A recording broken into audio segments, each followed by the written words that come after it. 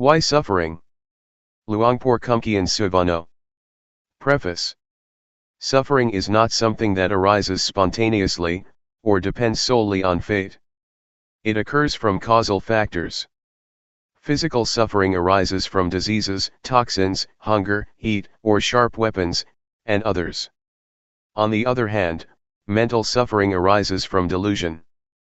The first form of delusion is getting lost in thoughts or being carried away by emotions, due to ignorance or unawareness of those thoughts and emotions.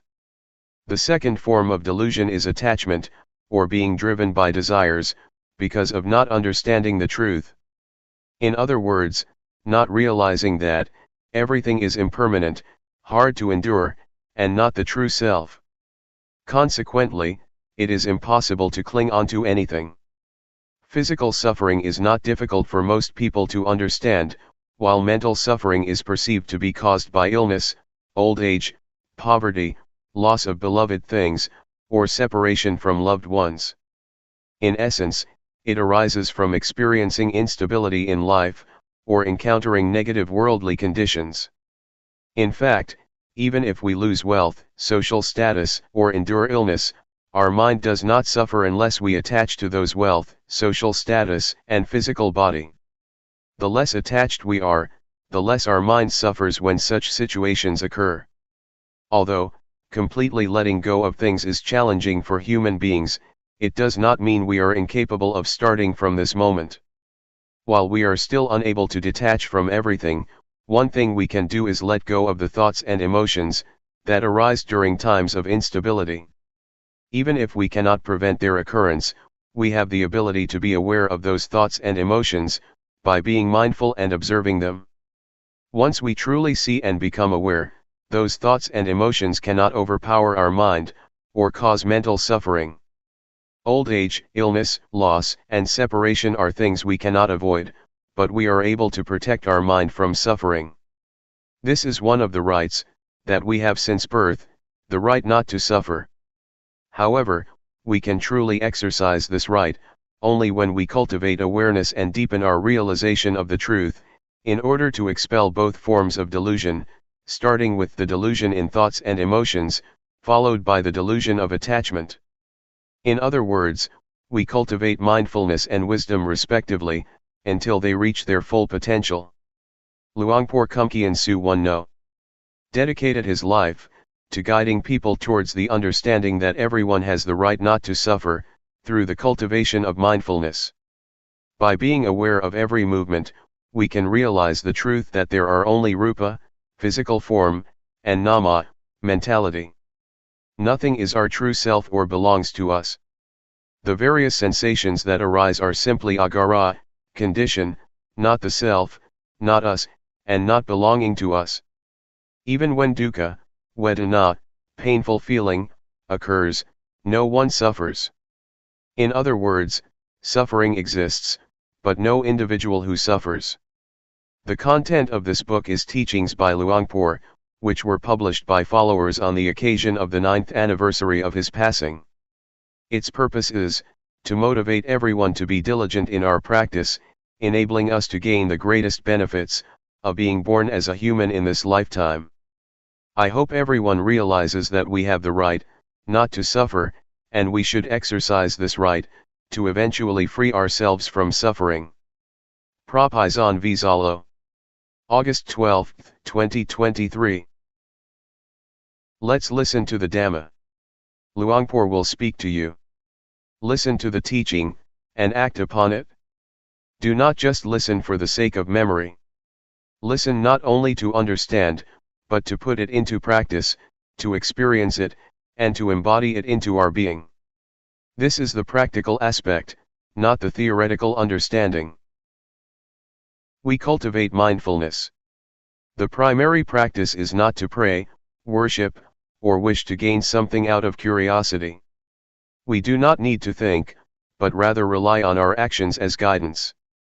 Use our body and mind, which are referred to as citta, mind, cetasika, mental factors, rupa, physical form, and nibbana, enlightenment. These are paramathasaja, absolute truth, not samyati paniyati, conventional term. We bring our body and mind, rupa, to experience it directly, without any sense of seriousness, desire, or caution. We simply immerse ourselves in the action and allow our body to connect with awareness. Make them bound together. Bring our mind, consciousness, and awareness stick together. Previously, our body was trapped in ignorance or delusion, and our mind was lost in emotions. We allowed emotions to take control, becoming the master of our mind. Meanwhile, our body was attached to delusion, causing wasted actions, wasted walking, and wasted breathing. Every movement was useless, without any benefit gained. Thus, we must make use of our body and mind. Do not allow delusion to compound and carry them away. Instead, bring awareness to intervene with delusion. We must pay attention and look after our body and mind. Do not turn our back on them, but confront them. Transform our physical eyes into inner eyes to observe both body and mind. Do not hide or run away, but rather look at them right here. Watch them, call them out, and respond to them. Something is always intended to command us, but we do not necessarily need to obey. Be aware of it and call it out. For example, while we are sitting and practicing rhythmic movements, a thought of standing up arises. It is commanding us to do so. Recognize the thought but do not stand up as commanded. We can stand up on our own with awareness, rather than follow the thought. This is the mindfulness practice. Let awareness lead our actions, not thoughts, not feelings, or other factors. It is similar to monkey training, in which a monkey obeys only one specific person, its owner, or trainer. If someone else gives orders, the monkey becomes confused. Like when it climbs a coconut tree, and someone says, "Get a coconut over there." The monkey will be upset and shake the tree, refusing to do so. It waits for the owner to command. If the owner says, "Come on, try again. Get that coconut," the monkey will go and touch it. Then, the owner approves yes. It will grab that coconut right away. However, if anyone else tries to order it around, the monkey will stop and not respond. This is monkey training and also applies to elephants, cows, buffaloes, pigs, dogs, and other wild animals. Sometimes, the animals can recognize the command stop. They will immediately stop their action. To train ourselves is the same. We must allow mindfulness to take lead, take control, and always make it applicable. Be aware of what we are about to do, whether it is thinking, standing up, walking, or moving. Allow mindfulness to guide our body and mind. This is gamatthana, meditation. Without starting in this way, it is not gamatthana.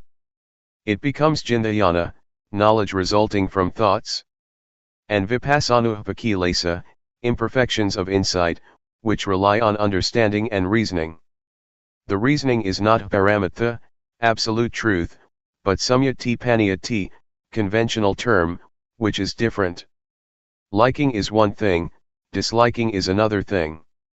But at paramatha level, they are all one. They are all awareness. Observing the body, we see this; observing thoughts, we also see this; observing vedana, feeling, we see this; observing actions, rupa, physical form, and nama, mentality, we see the same thing. It is not seeing something different. If we are mindful, the mental illusions will not arise often. Even if they do arise, just notice them and illusions will suddenly fade away. Moreover, if our mindfulness is powerful, it can serve as our inner eyes. They have the ability to see thoughts, emotions, and Vedana. Our physical eyes cannot see them. They are limited to seeing only rupa, physical form. We must keep our inner eyes open, do not let them close. Closed means diluted. Meanwhile, awareness is being conscious through the opened inner eyes. Even with closed eyes, we can be simply aware. For example, when we practice rhythmic movements, we can still be aware of our moving hands with closed eyes in the dark, without any light. During walking meditation, we can also walk without looking at our feet. Just be simply aware. Be aware of the existing body. Let's practice this together. This is not a university study, finished with a graduation. But it is finished through our actions. Start with actions and end with actions. It is not concerned with beliefs, religions, genders, races, or languages. It is entirely about actions. Do not get caught up in any views, let them go. Take actions instead. Focus on actions, which are concrete and tangible. We have our own hands, and the movements they make are genuine. This is the real action. Likewise, our breath is with us all the time, but we rarely breathe with awareness. We tend to waste it. Even grabbing something can create awareness as well. Every movement we make, whether blinking or swallowing, can become tools for cultivating awareness. Practicing rhythmic movements may cause some body pains and aches.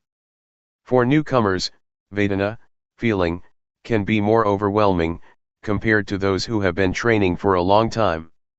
They cannot sit or walk in a meditative posture for so long, due to the intensity of Vedana. Newcomers can easily get lost in these physical sensations, as Vedana tries to distract and lead them towards delusion. This is similar to infiltration or transformation, such as how diseases spread, and our bodies work to resist infection. The awareness and Vedana are similar. Vedana always uses its greatest power, to force us until we surrender. If we are not conscious or not aware of this, we will easily get caught up in Vedana. It will command us, become stronger, and make us submissive to it. We have to realize it. Newcomers sometimes get lost and fall into Vedana, experiencing physical pains, pleasure, and suffering. Some people may struggle with pain and suffering. They eventually raise the white flag. Do not surrender in this sense, observe it closely. The wisdom will manifest right here. Even if it is pleasure, do not smile at it just yet. Keep an eye on it. The observation will lead us to wisdom. Do not trust in Sukha Vedana, pleasant feeling, Dukkha Vedana, painful feeling. And even, Adukkhamasukha Vedana, neither pleasant nor painful feeling. Recognize them for what they really are. In fact, Sukha Vedana is just one condition, Dukkha Vedana is another, and Adukkhamasukha Vedana is yet another. These sensations are not the true self. So, we look at these feelings, observe them. When they reveal themselves, we have to see them. Actually, these are what we will encounter, when we take this path of the mind. We face obstacles along the way, much like when traveling from Buriram to Sukatho. We have to hike up mountains and pass through difficult journeys, until we finally arrive at Sukatho. We climb mountains and slowly go against the slope, just as a car gradually loses energy. Once we reach the top, we can take a breath of fresh air. The weather is different from down below. Similarly, in Dhamma practice, we sometimes go against the current, as Vedana pulls us down. Just be aware of it. Also, the mind that has been like a servant to thoughts, naturally thinks. Even though the mind and thought seem to be the same, they are not. The thought is one thing, seeing the thought is another. We can realize how our mind actually works. During awareness practice, thoughts, may suddenly appear as if emerging from a cave. The body is like a cave, with the mind inside. It comes out fast, enters fast, goes fast, and appears fast. We try to observe. Observe and then come back. Avoid justifying the thoughts as right or wrong. No matter what arises, smile and laugh at them, and return to awareness. Do not allow thoughts to become so strong, that they can command us to give up, to practice, and even to sleep. We do as commanded, but it is not always right. Instead, we must perform these actions with cetana, volition, starting with cetana. Cetana hunghit kave gum mang vata me. Cetana is gumma, action. Without cetana, the actions have no consequences, which is called gathatha gumma, casual act. If we act with cetana, it will lead to phala, fruition. This can be considered as magga, path. Knowing with cetana is magga, and awareness is phala. Our actions can become magga and phala. Raising our hands is gumma, and being aware of hand movements is magga and phala combined. We can really feel the sensation when putting our hands on our knees. We can also be aware when tilting and raising our hands up. During the practice of 14 rhythmic movements, or 15 movements counting with our hands on our knees, we precisely sense the gestures. The objects we perceive do exist, and they are not an illusion like what we see in crystal ball gazing. Crystal ball gazing is to create visions, by staring at an object, but it is unnecessary for us. Instead, we count on what is real, rupa, body, citta, and cetasika.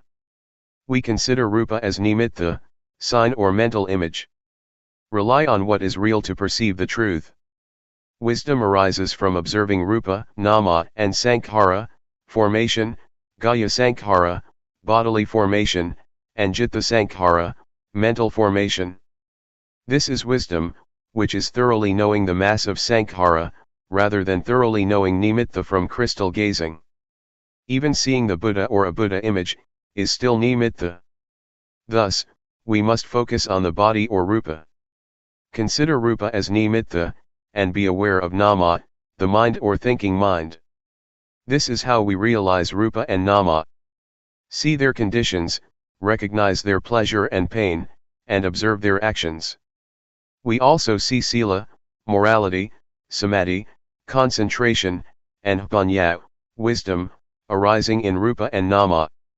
Similarly, we see punya, virtue, and papa, non-virtue, manifesting in them, not in the temple or in Luangpor.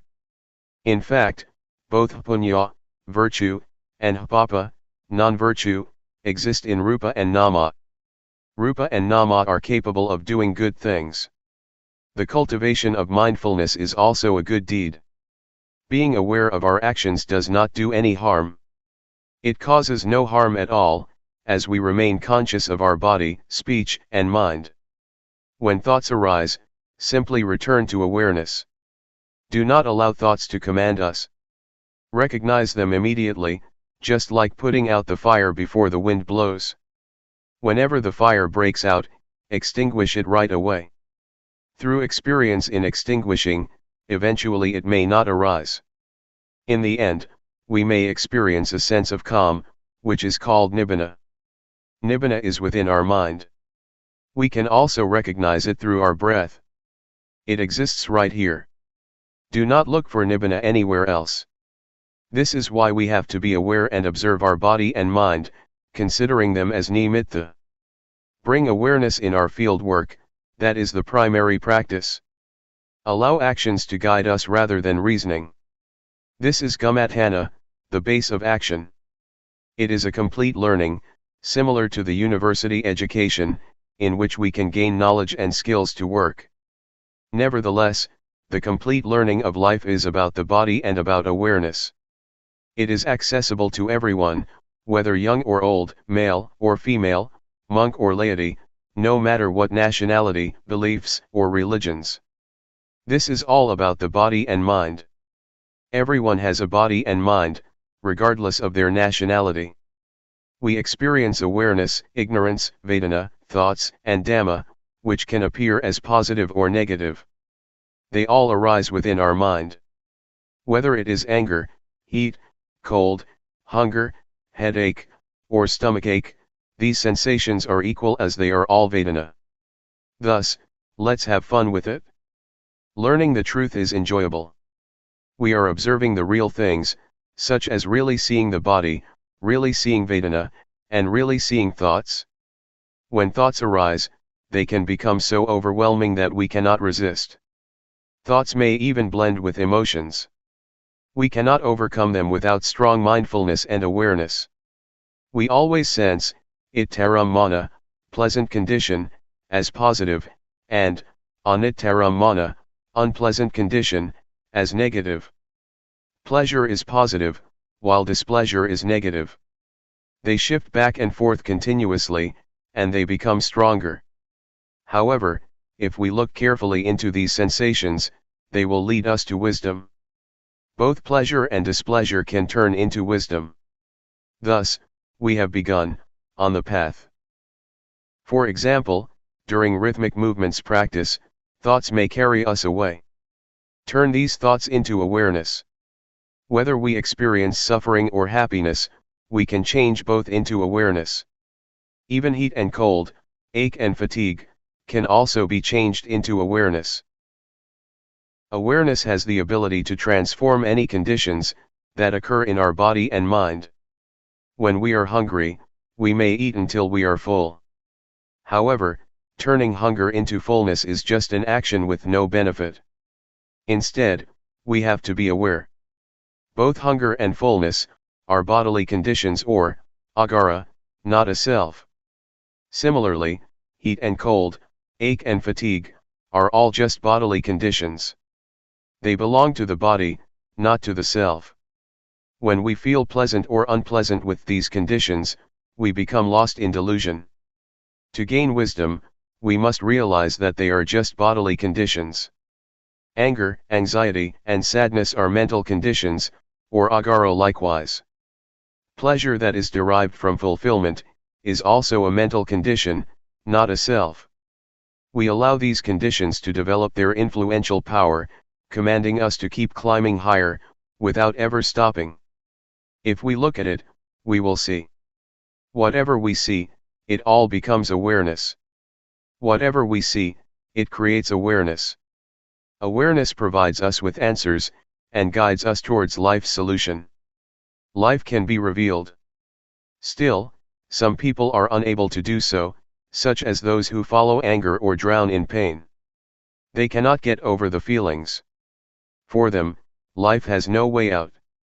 It is blocked as a dead end. If we have awareness, life can be revealed. It has passed. It has gone and become vimukti, freedom. With awareness, we can approach Magga and Phala immediately. Moreover, studying what we see with our eyes, hear with our ears, and touch with our hands, is studying the truth. We simply realize whatever happens, and allow them to pass. We can even get through thoughts as well. Just be aware. Let's cultivate awareness. It is necessary for us to practice. Do not seek any reasons or attach to any thoughts. It is not like that. Take actions. Focus on actions instead. Experience them and embody them into awareness. Allow the body and mind to connect with awareness. So, Luangpor started by saying that, at the beginning, if the body is connected to ignorance, then all the causes of ignorance are with the body. If the mind is connected to ignorance, then all the causes of ignorance are with the mind. Ignorance overwhelms us.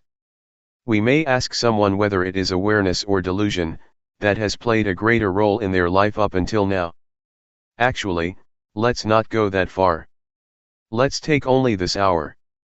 During walking meditation, we can take about 3,000 to 4,000 steps per hour. If we walk just right with a suitable body swing, we will probably take about 4,000 steps. But will we be aware of every step? Perhaps we are distracted for half of it, and are aware of the other half. In rhythmic movements practice, If we move our hands just right with a suitable gesture, we can become aware of a rhythmic movement in each second. Feel it. Feel it like a clock ticking. Tick, tick, tick. We can be aware of 3,000 to 4,000 motions. Sometimes, we may be more distracted than aware, with 4,000 to nearly 5,000 movements per hour. If we observe closely, delusion can be frightening. While we continue practicing awareness, we may suddenly notice the thoughts, and realize that we had never seen them before. It took us 30 years to eventually see our thoughts. We almost died, barely survived. It can be a shocking realization when we see them. Previously, we had never recognized delusion and thoughts, as we believed we could live with them. We could think anything, even insane and ridiculous ones. Once we become aware of thoughts, we can realize how much our life is affected by them. It is like walking on the edge of a cliff, where we can easily slip out and fall. If we are careless, we do not survive. This is very terrifying. The mind is capable of thinking about anything, including harmful thoughts. It keeps thinking without limits. Even when we are angry, we eat and sleep with anger. Sometimes, it is overwhelming to the point that we cannot eat and sleep at all, but we still hold on to that anger. How can we be affected that much? The right of non-anger exists. Why don't we exercise this right? Also, the right of non-delusion is here. Why don't we experience it? We kept accepting every feeling that came our way. It used to be like that. Once we practice awareness, it makes our hair stand on end. We are granted a new life, a fresh start. It is called Nawa Shiwan. Nawa means new, Shiwan means life. It is truly a brand new life, not old anymore. This is the power of awareness. However, awareness is different from delusion. Every time we get lost in delusion, our life becomes messy, not new at all.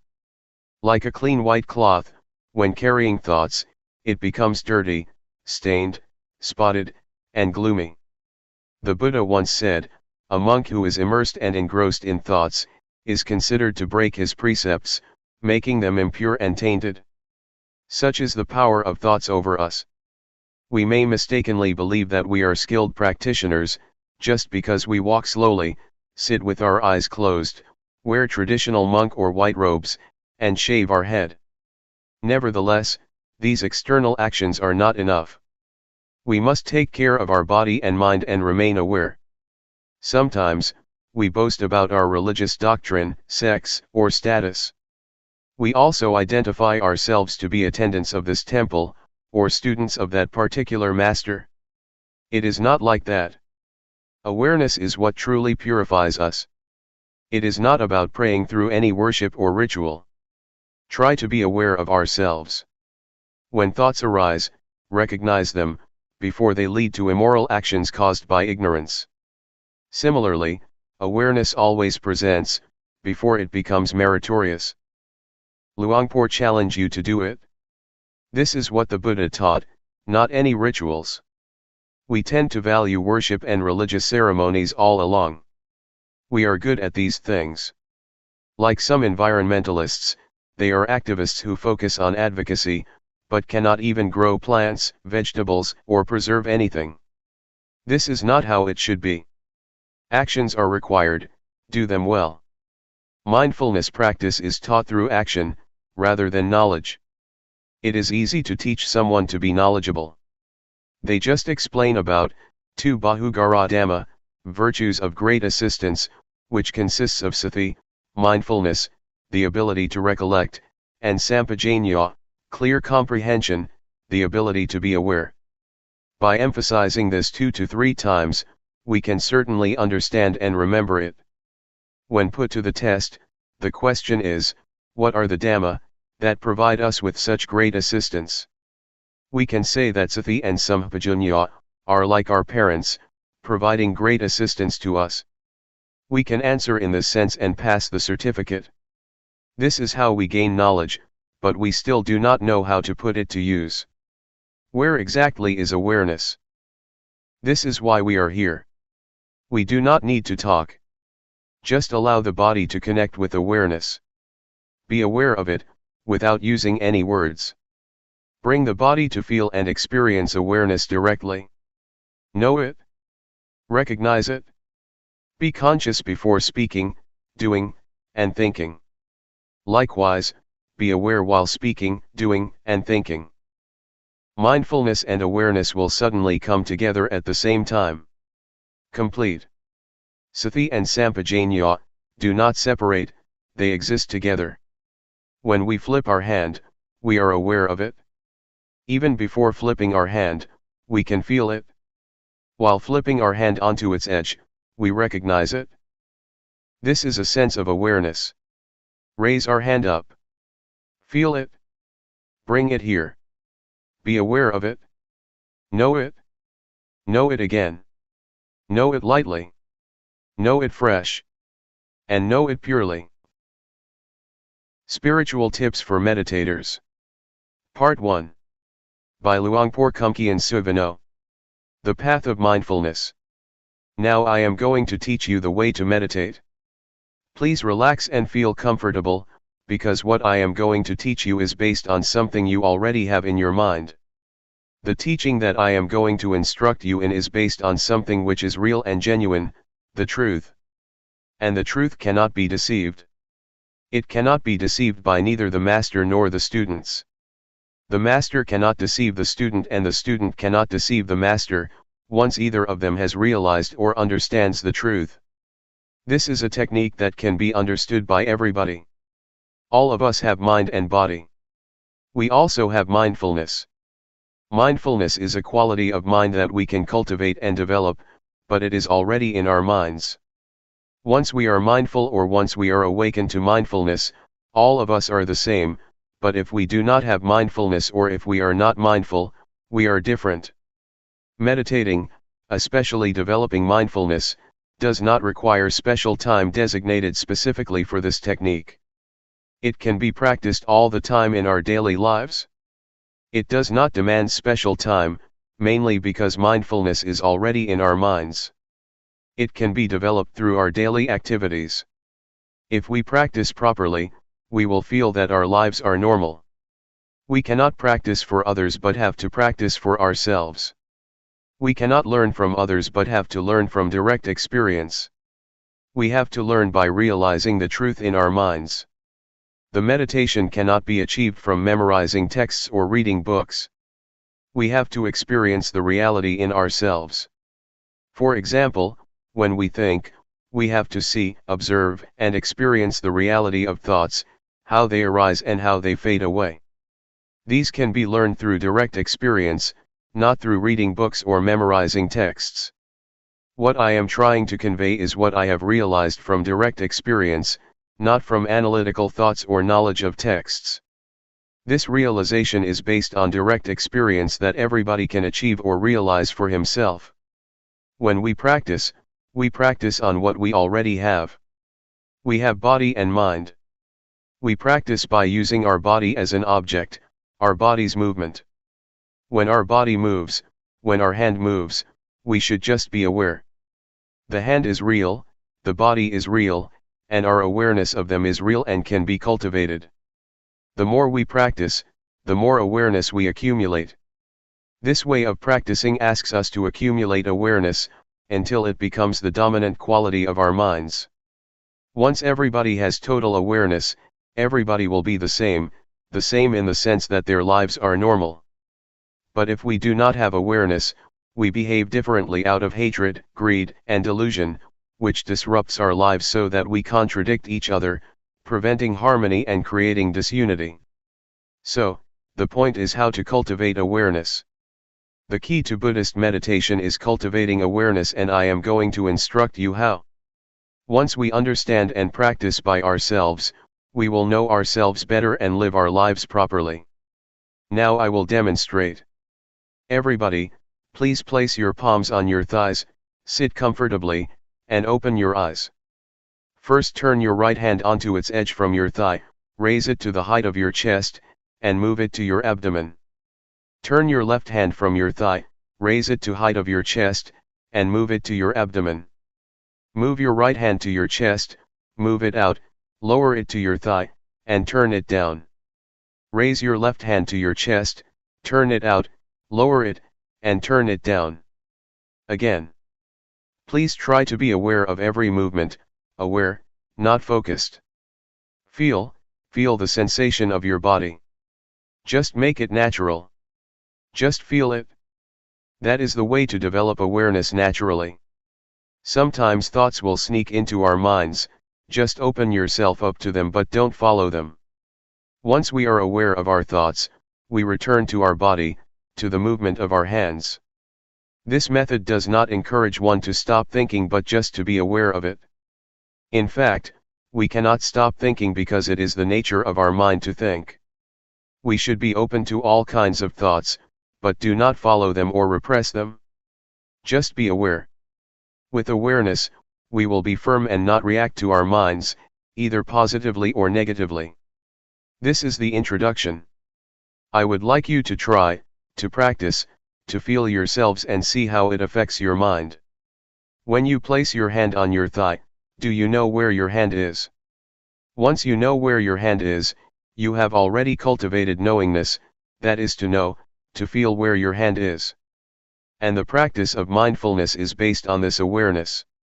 When you turn your hand on your thigh, do you know the position of your hand? You know where your hand is, right? Raise your hand. Is it on your thigh? Where is it? Who knows the position of your hand? You or other people? Can anybody know for you? Is it only you that can be aware of where your hand is? No, no, no, be aware, be aware, be aware. Do not force your mind to focus or concentrate on every minute of your movements, just feel every step intervally, and don't focus your mind to feel like a straight line of feeling. That's not the right way. The only thing you have to do is be aware. Don't analyze or try to reason what you are going to do or why you are having such thoughts. Don't analyze or rationalize any of your thoughts. Do not make judgments, whether this thought is good or not, just be open to it, be aware of it, with no blame, no repression, and no stopping, just be receptive to the thoughts. This will enable awareness to develop quickly. Keep practicing, keep doing, and keep being aware of your body's movement. It does not need to be the movement of your hand, but can be the movement of your breath. When you breathe in and breathe out, these are also your body's movements. When you walk, try to be aware of your walk, be aware of whatever your movement is. Be aware of every position, and whatever you do try to be aware of only one posture. When you walk, just be aware of your walking, do not be aware of your breath. But if you want to be aware of your breath, that's okay as long as you choose only one object. Do not use too many objects or they will confuse you. The point is that whatever thoughts arise, just be aware, and come back to your body's movement. Do not be caught up in your thinking process or your thoughts. If you feel tired or tense after sitting for a long time, change your posture. While you change your posture, please be mindful, don't change it hastily out of impulse or out of unmindfulness. During your walking meditation, you can either fold your arms across your chest or clasp your hands behind your back. Keep your hands properly, it will enable you to walk slowly with mindfulness. About 8 to 12 paces of walking will do for the meditation. Do not walk for too long a length or your mind will be easily distracted. If you walk at my speed, in 1 hour you will walk 4,000 paces. If you know every pace, you already have 4,000 units of knowingness in 1 hour. It will accumulate and can change the quality of your mind. Anyway, if you become distracted or you forget and become unmindful, when you walk or move your hands, that's okay. Do not blame yourself or feel unhappy when this happens. Just let it go and start again. When a thought disturbs your mind, let it be. Do not try to repress or suppress it. Just feel open to it. It will fade away automatically. This is the nature of the mind that we can realize through meditation. Now, let's try to experience it ourselves.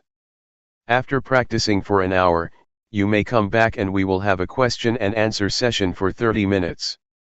How was your practice? When you felt distracted or caught up in your mind, did you see the difference between them? Did you realize when you were caught up in your thoughts?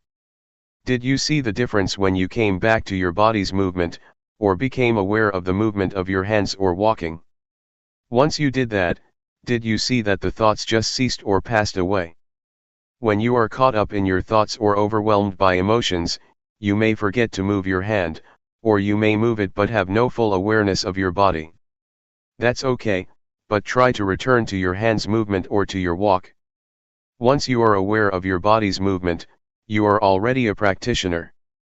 A Dhamma practitioner develops awareness. This is the only duty of the practitioner. The same goes for feeling. If you feel tense, physical pain, or tired, do not be overwhelmed by the unpleasant feelings. Just come back to your body's movement or just be aware and see the painful feelings. In other words, don't become lost, caught up in or overwhelmed by these unpleasant feelings, but be aware.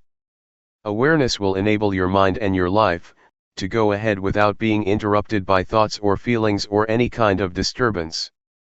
Thoughts will arise, feelings will disturb you, but if you have total awareness, you can go ahead without being stopped or blocked by these hindrances. You will go ahead, go straight ahead. For beginners, just cultivating awareness is enough. Do not try to achieve or gain anything. Do not expect any realization, any insight, or wisdom from the practice.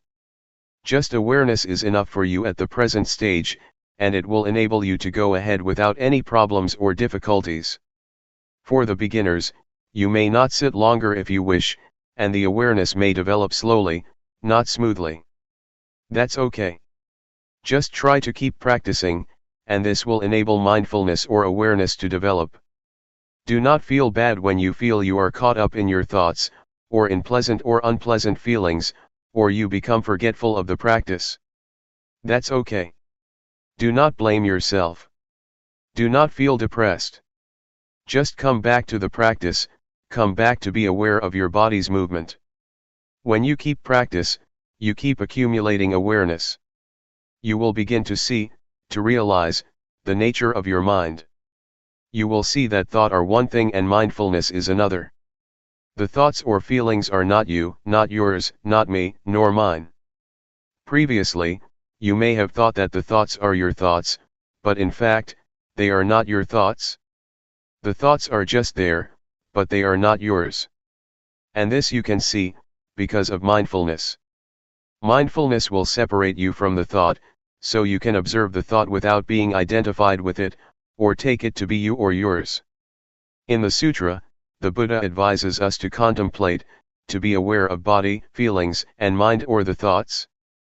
These three aspects, body, feeling, and thoughts, are already with us, they are not something outside of us. We can use them for our spiritual well-being. In the past, when we wanted to stand up, we stood up instantly out of habit. But if we practice and develop mindfulness, before standing up, we will be aware of the desire to stand up. Thus we will stand up mindfully. We can apply this approach or this attitude to whatever activity we do, and our lives will be on the path to mindfulness. Meditation's priority is to develop awareness first. It is the crucial factor that needs to be developed during the practice. This is important because we are already good at analytical thinking. But we have to practice another quality of the mind, awareness. It will lead us to a realization through direct experience, that cannot be achieved through thoughts or the analytical mind. Any questions? If you want to ask, please ask based upon the experience that you have already had from your practice in the past few hours. Do not ask through the analytical mind. Question: the mind that gives rise to thought, the mind that's mindful, and the mind that is aware, are these minds the same? Answer: practically speaking, you can see the three. You can see the scattered thoughts, or you can observe the mind. This can happen when you are aware of your body. When you are aware of your body and a thought arises, your mindfulness will come and watch and be aware of your thoughts. You can see the difference, differentiate between your thoughts and mindfulness or awareness. Without being aware of your body's movement first, it is difficult to see the difference between your thoughts and your mind. Question: when you observe a thought, is the thought in the past? Answer: once you are aware of a random thought, it is in the past, but if you are not aware of it, it is the present. The random or unintentional thought is the kamma, a kind of action, a mental action that can lead to other consequences, either good or bad. If you become aware of it, awareness will halt that mental action, thus getting rid of whatever consequences that might have happened. Question: is this practice of using your body as a meditative object for the training of samadhi? Answer: the awareness can lead to calmness, if you are caught up in or dwell on the calmness that is the samatha, calmness meditation. But if you lift your mind from the calmness and observe the calmness, then it is insight meditation. So it depends on how you deal with calmness. If you dwell in the calmness, it is a calmness meditation. If you observe the calmness, it will lead to insight meditation. Question: is this awareness the same as the Buddha's? Answer: the awareness mentioned above is the same as the quality of Buddhahood. It will lead to total insight. This kind of practice also includes the threefold training: morality, concentration, and wisdom. Question: do you mean that awareness includes threefold training? Answer: the threefold training is not awareness itself, but is based on awareness. You cannot keep precepts without awareness. Awareness will enable you to keep the precepts, sila. And awareness will enable you to develop concentration, samadhi, and to gain insight, panya. We need not waste time developing sila, samadhi, panya by different ways, but go directly to develop awareness, then sila, samadhi, panya will take place. According to the Buddhist canon, the Buddha said, self-awareness is the origin of wisdom, the parent, the source of righteousness. But unknowingness or unawareness is the source or the parent of all evils. Question: nowadays, young children seem to be practicing awareness all the time. Even we, when we are exposed to something new, seem to be more aware. It seems as if we come to this world practicing awareness, then we start thinking, then we have the same thoughts over and over, and that turns off our awareness. Why is this happening? Answer: it is because we have eyes, nose, ears, mouth, and body, the 5 sensual bases, and mind, the 6th base, to understand the world. We use these 6 bases to have contact with the world, and this leads us to a lot of concocted mind. We think a lot because we have a lot of contact with the outside world. That's why our minds become busy and keep thinking all the time. We ignore another quality of the mind, awareness. That's why we have to come back again, because we have ignored it for such a long time. We have occupied ourselves with thinking, because of our contact with the outside world through the 5 sensual bases. Awareness will liberate us from all unpleasant events and unfetter our minds. It will liberate us from all hindrances and fetters. I can assure you that awareness will rescue our lives. Regardless of nationality or race, we can be united. Regardless of our differences, we have one thing in common: awareness. Awareness is in every person. So, I would like to encourage you to develop awareness, so that we will go beyond nationality and race. After the practice, do you feel that you can get in touch with awareness, the awareness in your mind? It is an quality inherent in you, that leads you to get in touch with it? Question: it's very hard to slow my mind down. Answer: we are not going to stop the thinking process, we are not going to fight it. If you fight it, you are going to be tired, because it is very difficult. Just to be aware of it, just observe it, and it will pass away on its own. Do not try to get rid of it. If you try to get rid of it, you will feel exhausted. Sometimes, you may find your mind was more scattered during the practice than during your normal daily life. The more you practice, the more your mind is scattered. Sometimes this happens to practitioners, but that's normal. Just be aware of it and ignore it, and try to be aware of your body's movement. The more you keep coming back, the more awareness will accumulate. Just keep coming back. Do not try to fight your thoughts. June 1, 1997. Cultivating awareness. The Buddha said that there are 5 hindrances to meditation. The first is drowsiness, the second is agitation or restlessness, the third is doubt, the fourth is sensual desire, and the last is ill will, hatred, or irritation.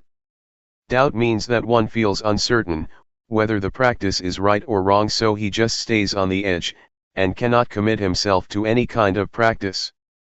You may encounter any of the 5 hindrances. That's alright, it's even beneficial.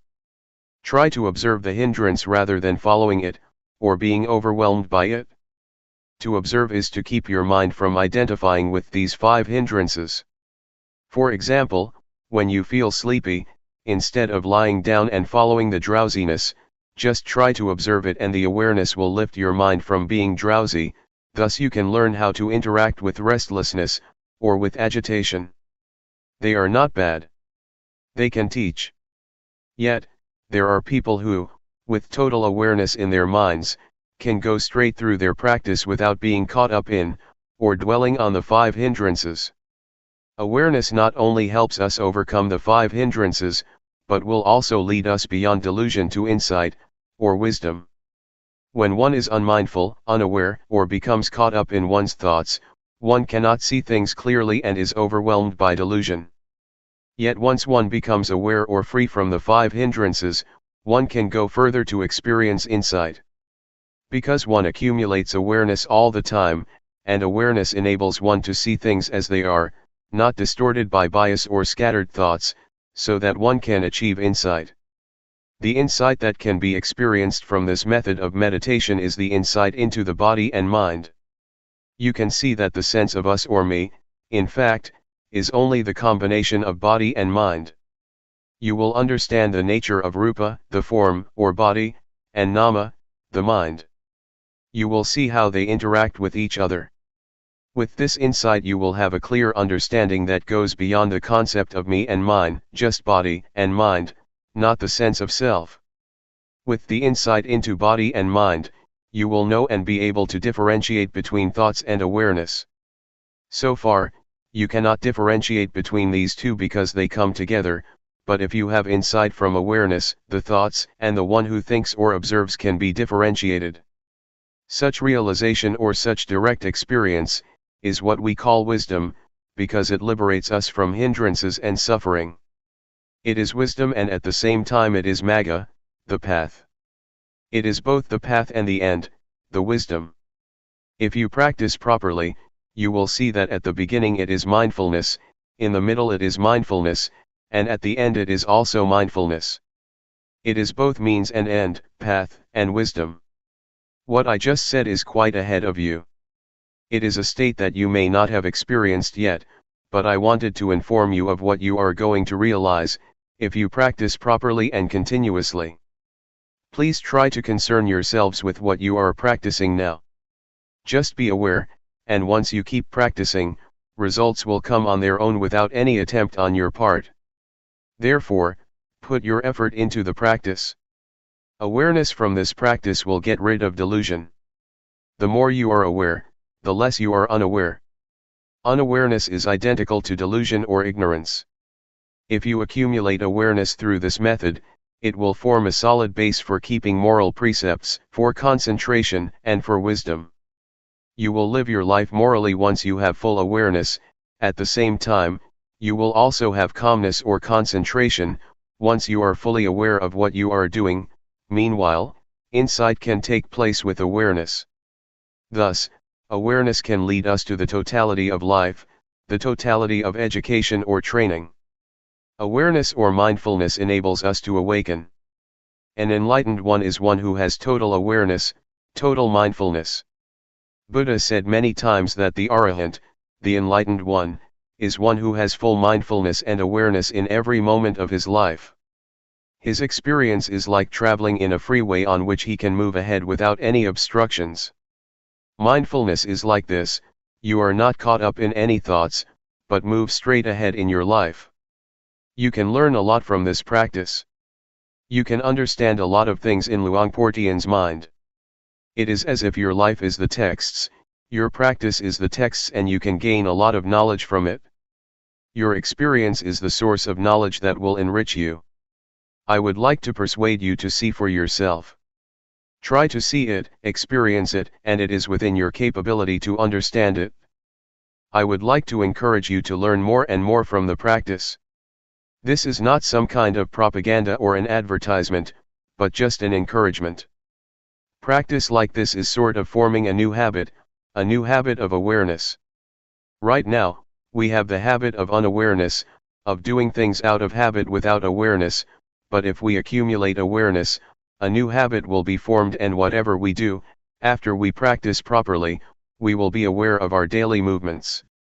But if we do not practice, we will easily fall back to delusion, to our forgetful habits. So, please try to accumulate awareness and try to be mindful. Another point that I would like to emphasize is that, awareness is not a quality confined to myself or monopolized by anyone. It's a quality inherent in all of you.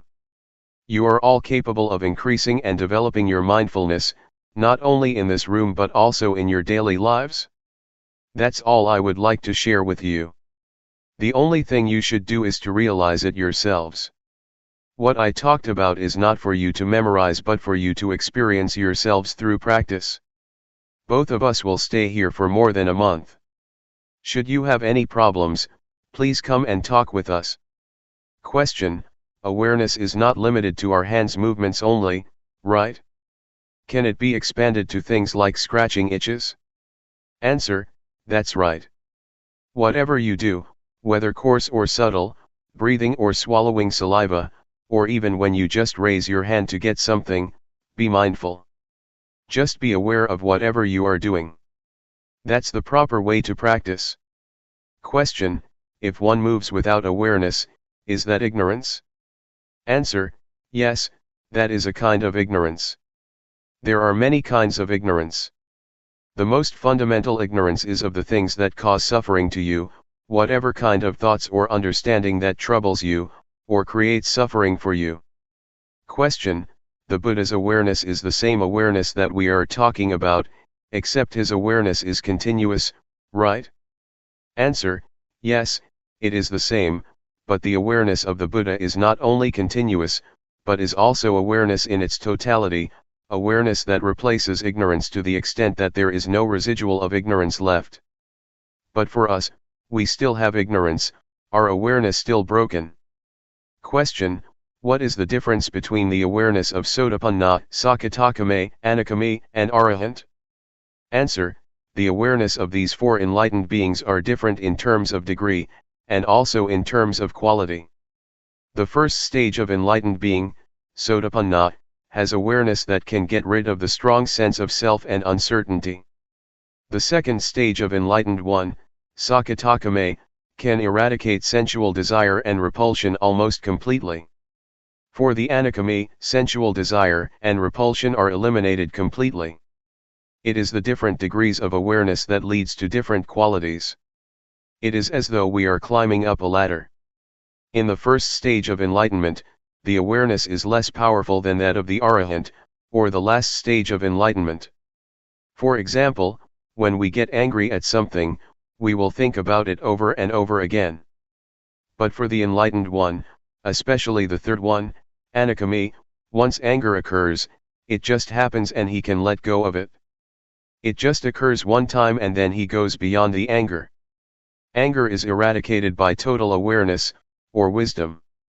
It's like a heated iron, once we touch it, we should feel the heat and never touch it again.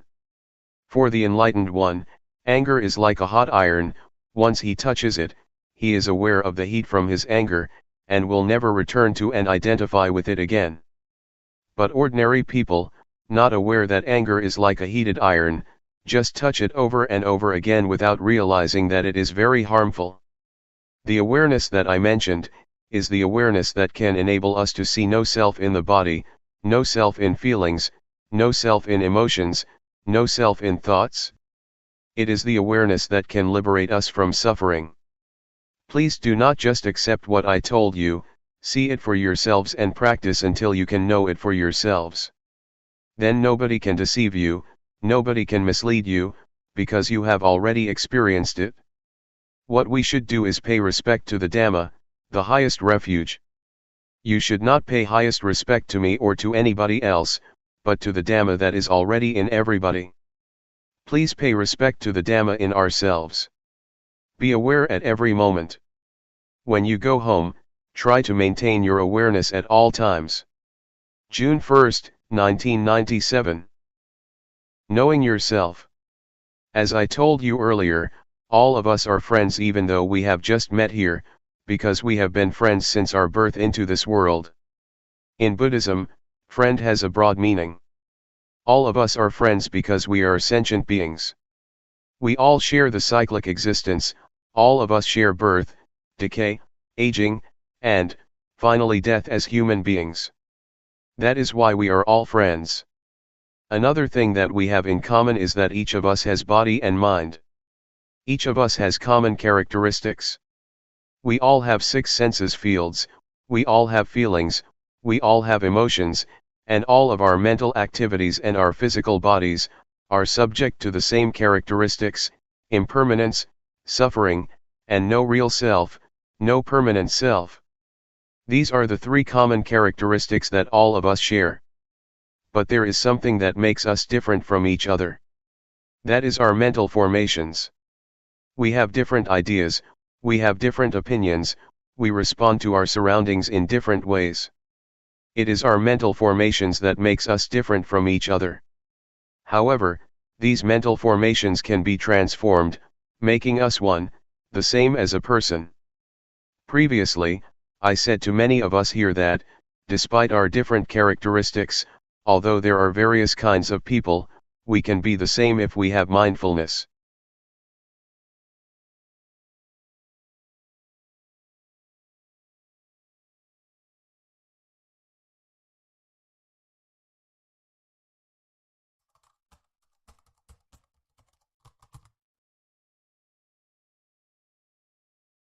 May all beings be at ease, whatever living beings there may be,